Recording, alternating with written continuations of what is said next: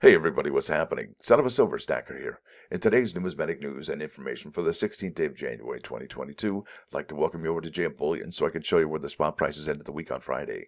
Gold was at 1825.39, silver at 2307, platinum at 986.13, and palladium at 1912.61.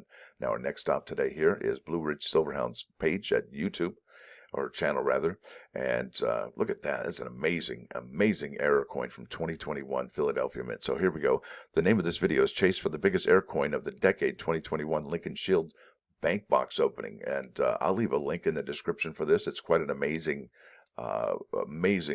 video that he's done. Just the hugest error since about ever. Now over here to Numismatic News, and they've picked up on it, and I'm going to share that with you here today. Now, Lincoln Cent errors discovered in Virginia. This is by Ken Potter, January 14, 2022. So there's the early stages, and then there's the later stages.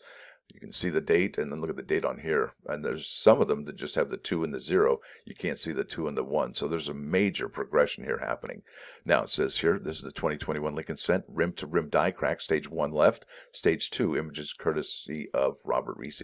G.W. Lawson of Hampton, Virginia, didn't have to go far to end 2021 by hitting the jackpot. He pulled a small quantity of pretty major rim-to-rim die break errors out of a local store from mid to late November. There you go. That's the time period, right, that these were coming from the Federal Reserve and well, what was it? The string or the rolling companies, right? So there you go, late November. As an air variety coin dealer whose ads you can find in Numismatic News going back as far as the early 1970s, he's used to having to purchase his inventory from coin suppliers. But this time, all he had to do was look in his pocket change. That's right, don't forget to check your pocket change. He found 18 of them at Harris-Teeter Pharmacy. Harris-Teeter's like a Ralph's or a high-end like Publix or something like that pharmacy, because the cashier behind the counter was not authorized to sell or exchange any rolls or cents with him. He had to buy single packages of cheese and crackers, which after tax came out to 41 cents each, giving him a nickel and 4 cents in change each time he went back to buy more. Wow, he had to play that game with the cashier. That's kind of hilarious, actually. I tell you, it's all about the stories we can tell. Wow, cheese and crackers, anybody? Oh, it was the only way he could check out those cents. He believes the entire town is serviced by Brinks and that there could be many more of these errors to be found. That, of course, remains to be seen. So there you go. Brinks in the Harris-Teeter Pharmacy in Hampton, Virginia. Bam, there you go. So those 3 details, 1, 2, and 3, put you on the track to hunt down these die cracks. So Lawson found them at 2 distinct die stages, without and with a die break. The earlier stage is quite obvious, but the latter stands out like a sore thumb. Error specialist Robert Reese was also able to locate a small quantity of the variety, citing a recent purchase he made of 26 examples from a coin searcher who also got them out of Virginia. The batch included a total of 4 die stages, though the major stages are being treated as just a pair, with and without die break. He believes the variety will turn out to be rarer than Lawson seems to suggest. And that's really just it. Well, how rare will this be, right? This is the question they ask right here. Now, rarity is relative. If 100, even 200 of these got into a small town, then it is common to that town, right? At least until they all get found and dispersed among collectors all over the country. At that point, many errors like this disappear into the woodwork for decades, and a mintage of 100 or 200 all of a sudden becomes minuscule and difficult to locate. Time will tell if they are rare or not. Now it says here the earliest stage of this error exhibits die cracks that extend inward from 3 o'clock and 7 o'clock, connected together via a very minor, almost microscopic hairline die crack extending from over the upper loop of the 2 through the Lincoln's vest and finally connecting to the wider area of the crack below his tie. There you go. So look at that. It's just like a bubble. There's the date there, 2021. You can just barely make out the 1, and then you go here to this other later in the stage, you see the 2 and the 0.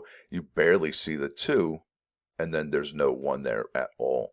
Incredible, just incredible. Now it says here the later stages all exhibit a large die break as described previously, and because of this, they show quite a bit of weakness in and around and below the date. This is due to the flow of metal away from that area and into the die break. When the break is enlarged a bit more to the east, as shown in the third and fourth photos of the stage, so did the flatness of the strike. This flatness is actually a part of the air and is not a separate air. I have not assigned stage numbers as stage 1 and 2, etc., because they may be additional in between stages that I have not seen yet. So this is a work in progress, right? They're just basically assembling all of the data and all the evidence to put together to see what with this. And it might take a year or two. Metal being pulled into the die cracks and die break also pulled metal from the reverse design, resulting in a complete absence of letters in these areas due to insufficient metal flow into the letters of America and surrounding field. A rim-to-rim die crack, or what some call a candidate for a cud or pre-cud die break, is defined as a crack on the die face that begins at the edge of the die face and ends at the edge of the die face in a different location.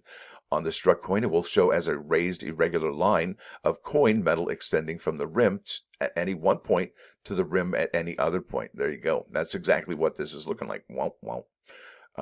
Now, or I just had to show that there. The points may be directly opposite of each other, or a crack may curve in a loop and return to the rim just short of a distance from where it started. If the die is in bad shape, there may be several loops, as well as some in the central area of the die, looking much like a road map with lines connecting several towns. Rim-to-rim die cracks may be interrupted anywhere along their length by a single or series of die chips and or die breaks. This is the latest modification for which a definition given in the official price guide to Mint Air's 7th edition, of which I was co-author in the late Alan Herbert. None of the stages I've seen qualify as retained cuds, since there's not enough vertical or horizontal displacement of design for it to qualify. And it would have been nice if they showed the retained cuds, but that's okay. But that should not affect the desirability of the air at all. That die break is massive for a Lincoln cent, perhaps the largest known for a shield cent. Absolutely. So definitely the biggest one in a decade, biggest one on a shield cent, right? Decade. These came out in 2010, so you're looking at 11 years later, right? It's amazing. Now it says here a 2021 Lincoln cent with a rim-to-rim die crack, early stage without interior die break left, a rim-to-rim die crack with large interior die break right there center, and a rim-to-rim die crack with a large interior die break showing weakness to the right. There you go. For reader edification, a die crack is just that, a crack with no metal missing from the die, resulting in a raised irregular line on the coin. On the other hand, a die break, which may start out as a crack or a series of cracks, represents an area of the die that has broken and fallen away, leaving behind a void of what appears to be a blob of metal, right, the bubble, with no design in place on the struck coins, right? So a piece of the die is missing. Where to go? I don't know. Maybe it's on the floor somewhere. So that's super amazing, and this hardly ever happens ever. But since we're in this particular time period with what we're going through, it's kind of not surprising. In fact, earlier last year in 2021, I predicted that there will be major errors for 2021, and I think going forward for 2022 there will be more, right? There has to be. Now, the United States Mint refers to this as a piece out, which you can see printed on many of these certificates that the U.S. Mint has issued with thousands of defaced dies it sold to collectors during the 1990s through the 2000s. So what are they worth? That's anybody's guess and will ultimately be determined based on supply and demand. What we do know so far is that early on, a few two-piece sets of Lawson stages sold at $30 each privately, while an example in the later stage with counting machine damage sold on eBay for $126 2 weeks ago. However, even more dramatically, 2 more eBay sales took place within just the last few days of writing this. On December 22nd, a sale ending on December 19th garnered $800, while another example sold on December 22nd garnered $595. They both came with an example of the earlier stage. So is it $30 or is it $800? No matter what they might turn out to be worth, when the dust does settle, if you're in Virginia, it might just pay out to check your pocket change. There you go. Now, this error has been listed on the Variety Coin Register as VCR number 1, RTMDC number 1, and is slated for inclusion on the 6th edition of the Strike It Rich with pocket change. Wow, right? Look at that incredible error. Die breakage going on. That is incredible, folks. Incredible. Now, for my +1 today, I appreciate y'all sticking around this long. Here we go. I'm going to go right back to my community tab on YouTube. And this was one day ago. So a professor gave a balloon to every student who had to inflate it, write their name on it, and throw it in the hallway. There they are in the hallway. The professor then mixed all the balloons up. The students went back and were given 5 minutes to find their own balloon. Now, despite a hectic search, no one found their own balloon, at which point the professor told the students, take the first balloon that they found and hand it to the person whose name was written on it. Now, within 5 minutes, everybody had their own balloon. Now, what does this say? What's the conclusion of this? Well, here's what the professor says. Those balloons are like happiness. We will never find it if everyone is looking for their own. But if we care about other people's happiness, we will find ours too. Bam! Who knew? It's that simple, folks. It's that simple. Listen, I want to thank you all for watching. Thanks for dropping by. Don't forget to hit that like button. And if you do like what you hear and see, please subscribe to the channel. It's free. Son of a Silver Stacker, out.